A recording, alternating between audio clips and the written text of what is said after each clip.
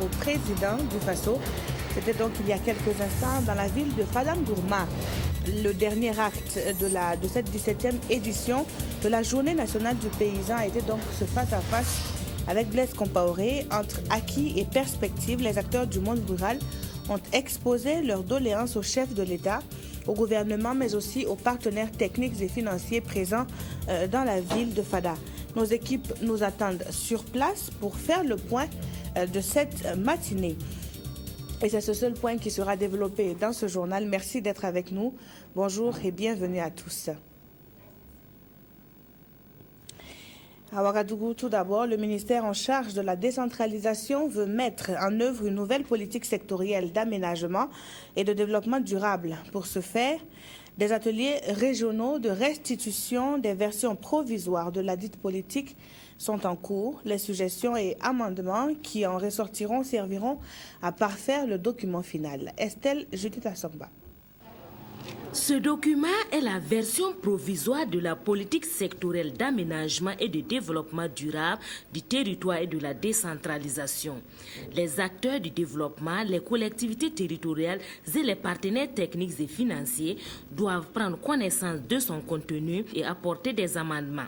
Alors, son contenu, c'est quoi? C'est de voir en matière de décentralisation d'ici à 10 ans, puisqu'on a une vision sur l'ensemble du territoire sur 10 ans. D'ici 10 ans, qu'est-ce qu'on veut avoir en matière de décentralisation de notre pays et en matière d'aménagement du territoire? On a une vision qui a été formulée dans le document, c'est que d'ici 2023, on ait des collectivités territoriales vraiment viables et complétées, porteuse effectivement de développement économique local. C'est ce qu'on recherche à travers ce document. Toutes les 13 régions du Burkina Faso doivent se prêter à cet exercice dont le top départ vient d'être lancé dans le centre. L'objectif est de parfaire cette politique et son plan d'action. À l'instar des autres régions, il est prévu dans la période du 7 au 11 des ateliers régionaux au niveau de chaque région pour qu'ensemble avec les forces vives de la région, nous puissions examiner et amender le projet qui définit la politique sectorielle au niveau de l'aménagement du territoire et du développement rural. Donc ce matin, nous sommes là pour analyser ce dossier, apporter nos observations afin de l'améliorer. Les suggestions et les amendements qui seront apportés par les acteurs du secteur au niveau des régions seront centralisés à Ouagadougou au cours d'un atelier national. Et c'est à l'issue de cette rencontre que le ministère de l'Aménagement du territoire et de la décentralisation disposera de sa politique sectorielle d'aménagement et de développement durable du territoire et de la décentralisation. Elle est aussi nouvelle, la vision de la mairie de Ouagadougou en matière de gestion de l'espace publicitaire.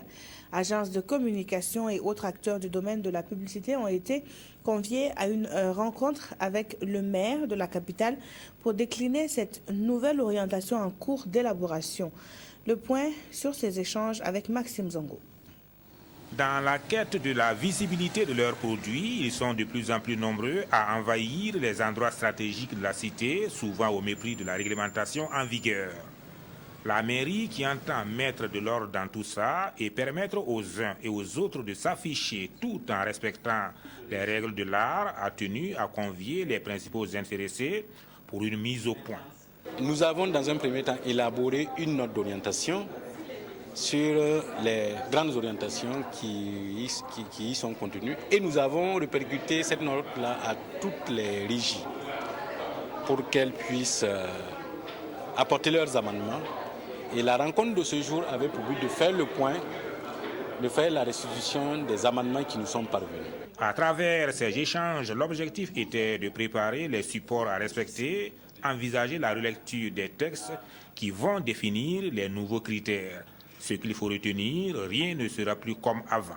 Il ne sera plus donné l'autorisation à une régie d'aller identifier un site et de revenir dire aux autorités communales, moi je vais implanter mon panneau à tel endroit. C'est la commune qui va définir. Dans tel site, au rond-point des Nations Unies par exemple, voilà le nombre de panneaux, voilà le format, voilà la qualité de support que vous devez utiliser. Et en fonction de cela, il est fait un appel à concurrence au niveau des régies. Et les régies qui soumissionnent auront l'obligation de respecter la nouvelle réglementation en vigueur. De ces échanges qui vont se poursuivre dans les jours à venir sont attendus des conclusions consensuelles. Le nouveau dispositif réglementaire d'application de ces conclusions sera soumis à la sanction du conseil municipal en dernier ressort. C'est avec enthousiasme que les populations de Kouka dans la province des Banwa ont accueilli leur nouvelle infrastructure sanitaire. Une salle d'hospitalisation au sein du centre de santé de la localité y a été érigée grâce au soutien du député Edi Komboyogo. Ce fut une cérémonie riche en émotions que nous rapportent Anatole Nakoulma et Anna-Lucie Kéré. Voici la salle d'hospitalisation qui a été réalisée à Kouka par le député Edi Komboyogo. À rappel, c'est en octobre 2013, lors d'une de ses visites dans le département, en compagnie de son collègue Boubacar Sanou, fils de la localité, que les populations avaient émis le souhait de bénéficier de cette infrastructure. La salle de soins a été équipée par le président directeur général de la SOMICA, LH Adama Kindo. Les responsables coutumiers, le médecin-chef du district sanitaire de Solenzo, les autorités administratives et politiques, ceux qui se sont succédés à la tribune, ont tous exprimé leur grande satisfaction. Il y avait une petite salle d'hospitalisation où les malades se retrouvaient souvent à deux sur un même lit, et parfois dans les couloirs et par terre. Et c'est cette situation qui nous a valu de poser le problème. Quand les enfants étaient malades, ils étaient hospitalisés dans les mêmes conditions que les adultes, et ce qui pouvait à la sortie provoquer d'autres maladies. Et donc il nous fallait cette salle-là pour essayer d'abord de pallier ces problèmes et puis désengorger la seule salle qu'on avait qui ne compte que 5 à 6 lits. Le donateur Edi Komboyogo était plus touché par la détermination des femmes et des hommes, ce qui leur a permis de construire une infrastructure sanitaire en un temps record et à moindre coût. Cet ouvrage qui peut héberger au moins 20 malades à la fois avec 30 lits, c'est impressionnant. Et ça nous donne vraiment une grande satisfaction. Mais au-delà de cela, c'est la solidarité et la croyance en soi. Avec des idées, on peut beaucoup faire s'il y a un engagement physique et intellectuel. La marraine ne doute point que tous, le personnel soignant notamment, apporteront leur soutien à l'entretien de la salle d'hospitalisation. Pour moi, la santé est une priorité pour tout homme ou pour toute femme. Et donner cette belle salle à des hommes et à des femmes pour se soigner ne peut que réjouir. Le député Fatoumata Diengere a ensuite remis une enveloppe au groupement féminin. La cérémonie d'inauguration de la salle d'hospitalisation a été marquée par d'autres dons, dont un lot de médicaments offerts par le général Gilbert Diengere. Des représentants du Passoré ont effectué le déplacement dans la province des Banwa pour témoigner leur reconnaissance aux autochtones de Kouka qui ont accueilli leurs fils et qui vivent en bonne intelligence avec eux. C'était une cérémonie riche en couleurs. Dans la région du centre-est, le point a été fait sur d'éventuelles épidémies de méningite et de rougeole. Plusieurs spécialistes de santé se sont accordés à affirmer qu'aucun cas de méningite n'a été signalé. Cependant, pour le cas de la rougeole, du fait de certaines informations, la surveillance s'est accrue. Le compte rendu dans la ville de Tenkodogo avec Emmanuel Kaboré. Le comité régional de gestion des épidémies a fait le point de la situation épidémiologique dans la région du Centre-Est. C'était au cours de sa première réunion de l'année 2014, le 4 avril, à Tenkodogo. Pour la méningite, 27 cas ont été relevés, ce qui est loin du seuil d'épidémie. C'est au niveau de la rougeole que le seuil semble être atteint, mais la situation est sous contrôle. La situation est calme. Par exemple, quand je prends le cas de la méningite, si nous faisons un recul sur plus de 5 ans, l'année 2014, c'est l'année où nous avons le moins de cas. Nous avons enregistré 127 cas pendant 3 mois. Et sur les 127, il y a 27 seulement qui se sont révélés être de vrais cas. Donc vraiment, côté méningite, la situation est calme. C'est peut-être du côté de la rougeole où nous avons des cas dans certains villages. Mais là aussi, le traitement est bien pris en charge. Ça fait que sur 300 cas de rougeole que nous avons notés pendant 3 mois, il n'y a eu qu'un seul décès. Une campagne de vaccination est prévue au cours de ce mois d'avril sur toute l'étendue de la région et concerne les enfants de 5 à 14 ans contre la bilharziose. Ces campagnes sont nécessaires parce que nous avons difficilement la possibilité de réunir l'ensemble des ressortissants de nos régions pour les vacciner en même temps. Il y a toujours quelques-uns qui sont en mouvement, qui ne sont pas présents au moment des vaccinations et dans le souci effectivement d'éradiquer cette maladie, il est important que l'ensemble de nos populations soient vaccinées. En ce qui concerne les maladies émergentes comme la dengue, aucun cas n'a été relevé, mais il faut rester vigilant. Ce qui est d'actualité, c'est la fièvre Ebola qui semble être à nos portes, mais il n'y a pas lieu de paniquer. Nous allons à présent tenter d'entrer en contact avec nos équipes sur place à Fadam Gourma. Nathalie Kaoré, le face-à-face entre les paysans et le président du Faso vient donc de s'achever.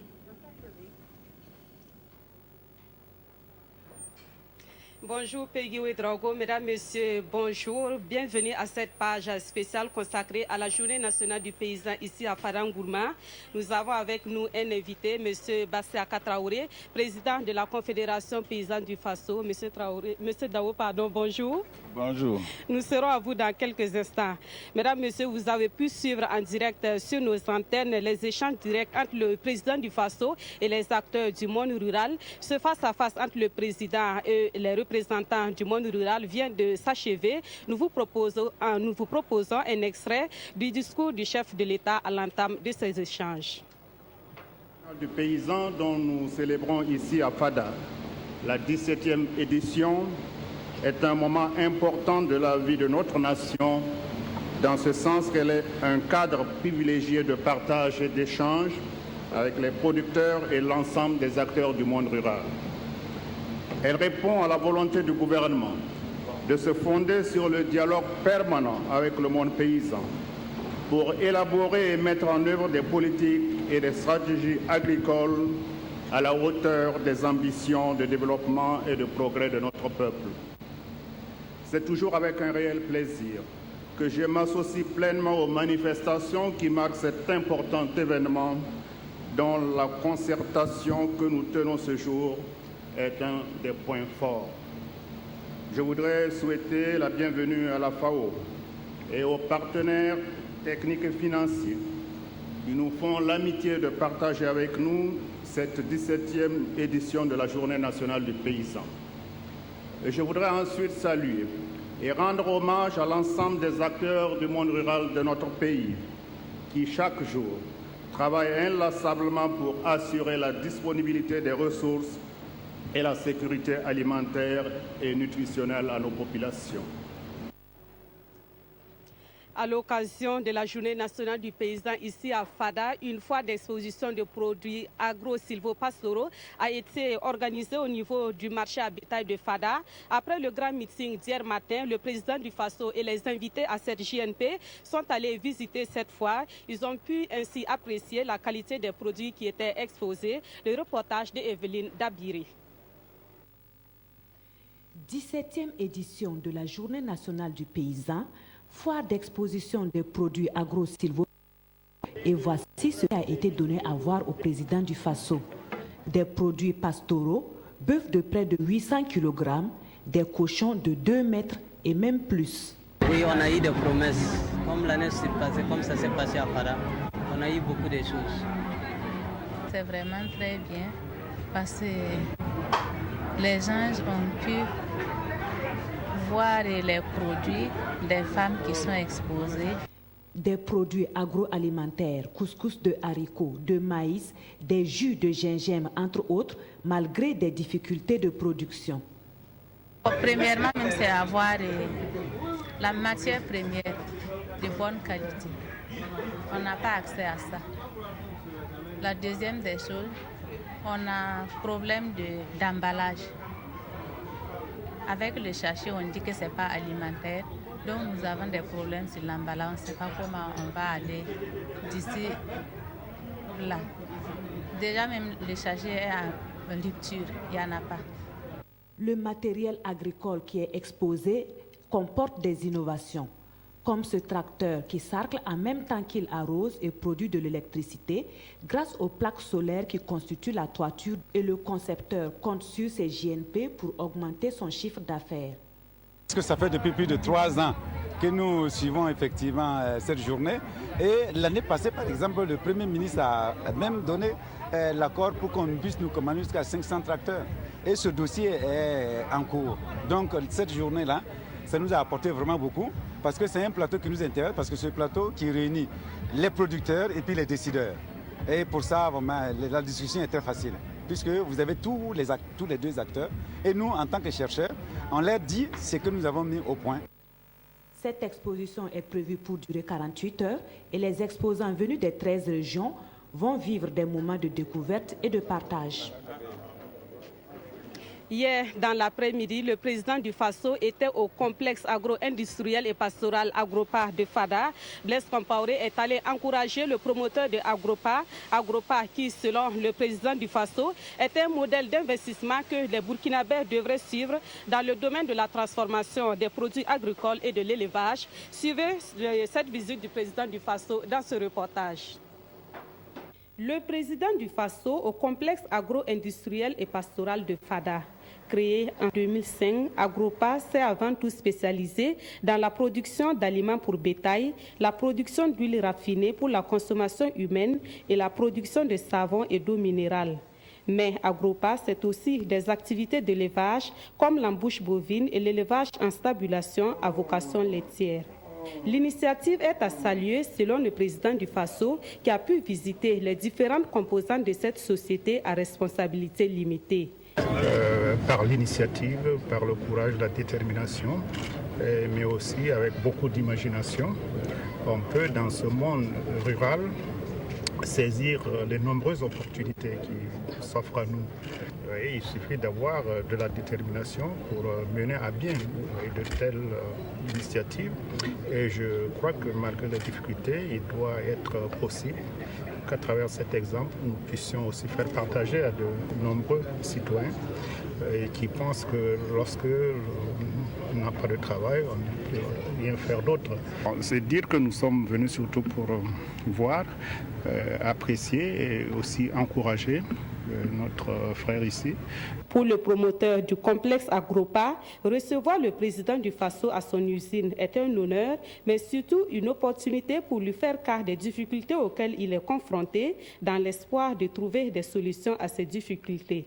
Je suis très heureux de recevoir son Excellence Monsieur le Président du Faso et toute sa suite au sein de ce complexe-là.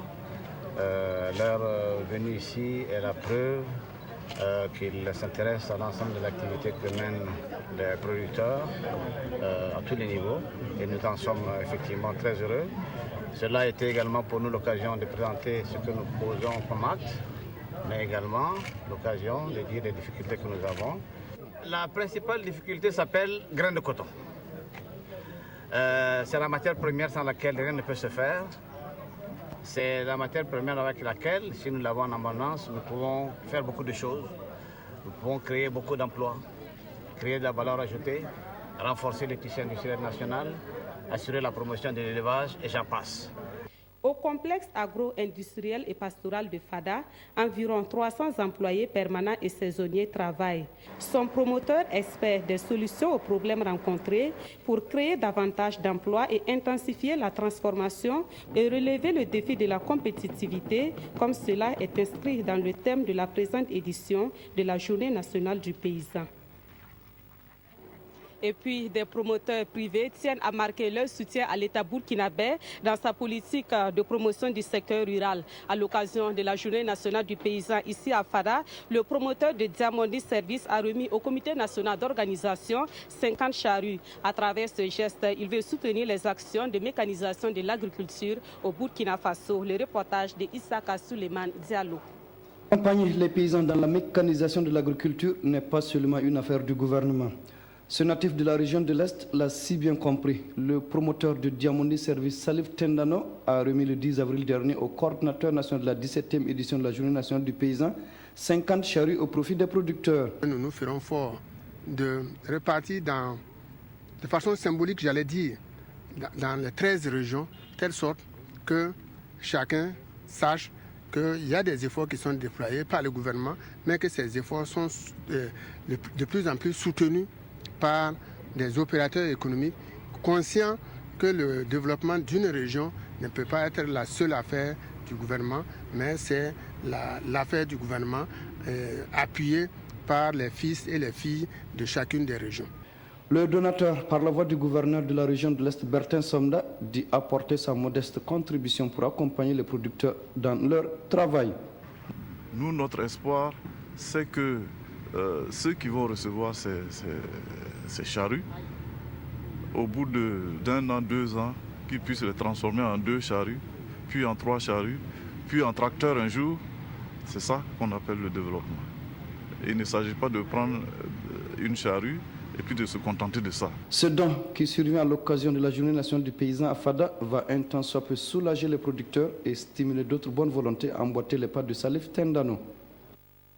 Voilà, nous retrouvons à présent notre invité, le président de la Confédération paysanne du Faso, M. Bassiaka Dao. Une fois de plus, bonjour. Bonjour. Alors tout d'abord, un commentaire sur ce geste d'un promoteur privé qui a offert 50 charrues. Comment vous appréciez cela? C'est un geste qui est très louable. On pense que beaucoup d'opérateurs devaient suivre ce pas. Puisque aujourd'hui, le Burkina Faso étant l'un des pays les plus pauvres de la planète, je pense que si ses fils et ses filles essayaient un temps soit peu, chacun apporte sa contribution pour le développement du secteur primaire, je pense que c'est ce qui va nous faire avancer. Donc son geste est très louable. D'accord. Alors, M. Dao, vous avez pris part aux échanges entre le président du Faso et les acteurs du monde rural. Déjà, qu'est-ce que vous retenez d'intéressant de ces échanges-là? Donc, ce que nous retenons d'intéressant dans ces échanges, c'est que c'est la tenue régulière d'abord de ces GNP, c'est très intéressant. Et ça permet déjà, c'est un cadre d'échange de donner et de recevoir où on arrive un temps soit peu à partager ce qui s'est passé depuis la dernière GNP et la GNP présente. Ce que nous retenons de ces échanges ont été plus fructueux que les années passées parce qu'on constate qu'il y a plus de maturité chez les organisations, chez les responsables professionnels agricoles parce qu'ils posent des vrais problèmes. Ce ne sont pas des problèmes qu'on leur dit de poser, mais ils posent des vrais problèmes de développement de leur métier. Quand vous voyez par exemple quand les gens disent effectivement comment l'État peut-il prendre des mesures draconiennes pour pouvoir sauvegarder les forêts classées et non classées, parce que ce sont ces forêts-là qui procurent aujourd'hui beaucoup de produits forestiers lignés et non lignés qui servent à la transformation. Donc ils savent que déjà il y a leur intérêt. Or en réalité ce sont ces mêmes-là qui détruisent les forêts.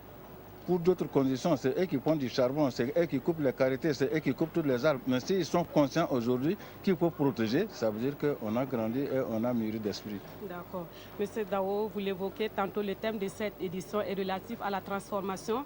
Mais avant de transformer, il faut disposer de matières premières suffisantes. Est-ce qu'on peut dire qu'à l'heure actuelle, au Burkina Faso, cette étape-là est déjà franchie? Oui, je me dis que quand on parle de la transformation agroalimentaire, la matière première dont nous devons disposer, la matière première, il est là au Burkina Faso. Parce que nous avons des hommes et nous avons des femmes. Quand nous voyons la production record que nous avons faite cette année, nous avons des excédents à l'ordre de plus de 800 000 tonnes de céréales. Ça veut dire que la matière première il existe. Ça, on appelle ça des excédents où il faut trouver un marché pour les écouler.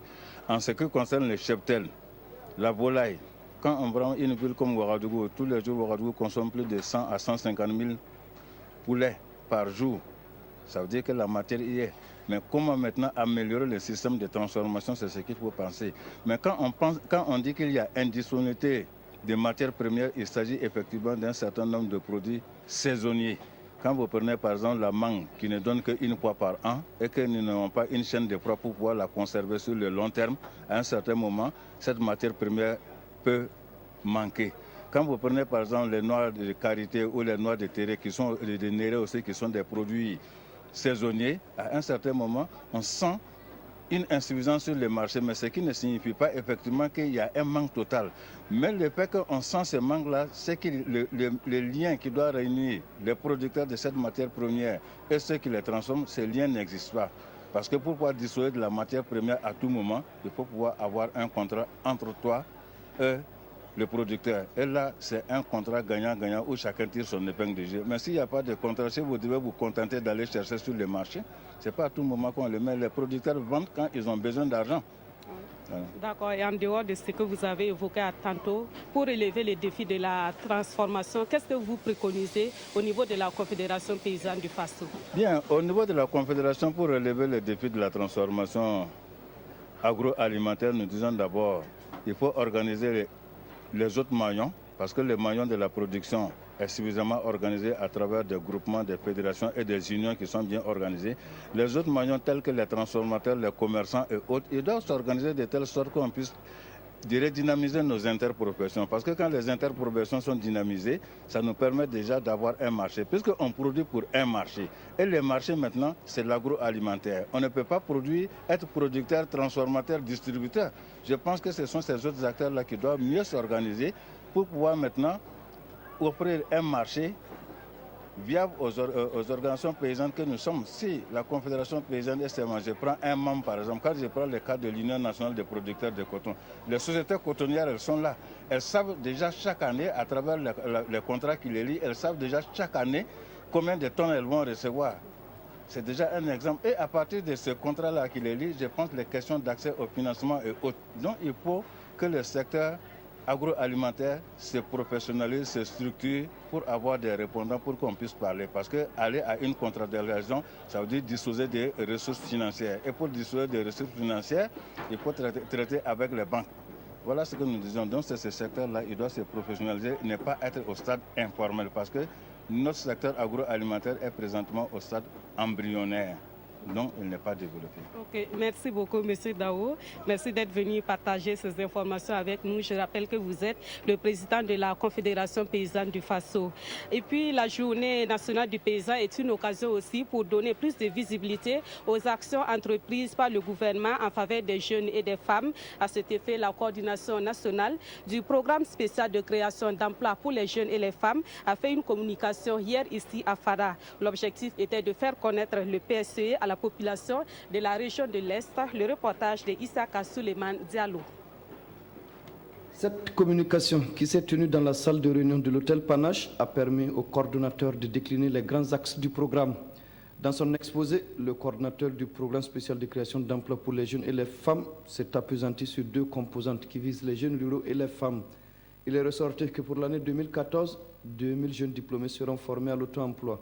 Nous sommes là pour pouvoir rencontrer ces femmes et ces jeunes qui, à l'occasion de cette journée, sont venus nombreux à Fada.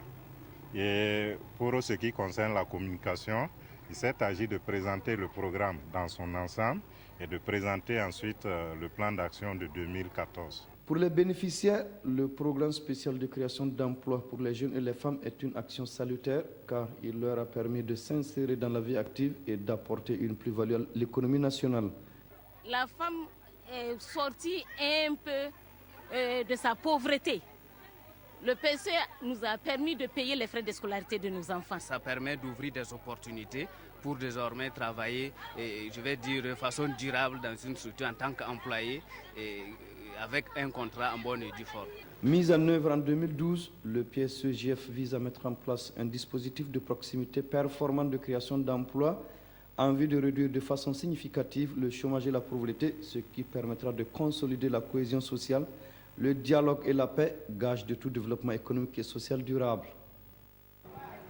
Voilà, Peggy Ouedraogo, ce qu'on pouvait retenir sur la JNP ici à Fadangourma. Toute l'équipe de la RTB vous retrouvera à 20h pour d'autres actualités sur la RTB. À très bientôt.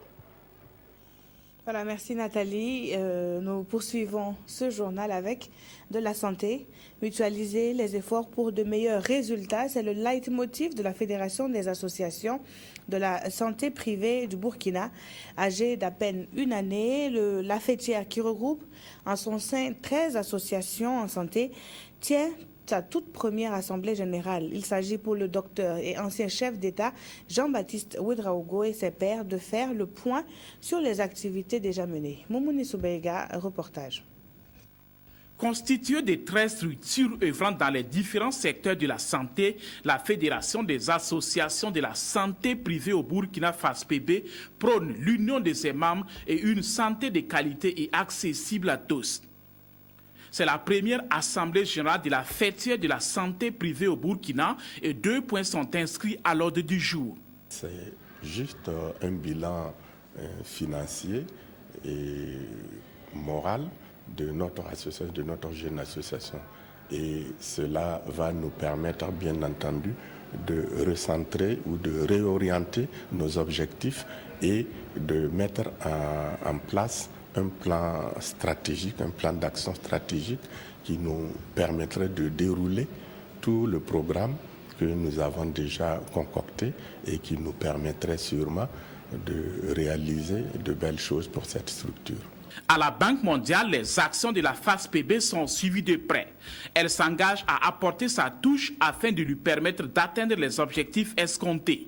Et dans les années à venir, nous allons continuer à financer les activités et dans quelques mois, on va donner des incinérateurs pour la gestion des déchets biomédicaux. On finance des équipements de laboratoire, la formation et aussi des échanges avec les autres pays où il y a ces organisations telles que le Kenya. C'est en 2013 que la Fédération des associations de la santé privée au Burkina a vu le jour. À travers cette fédération, les responsables entendent également mettre de l'ordre dans le secteur et contribuer à l'amélioration de la santé des populations au Burkina. C'est la fin de cette édition. Merci de l'avoir suivi. Très bon après-midi à toutes et à tous.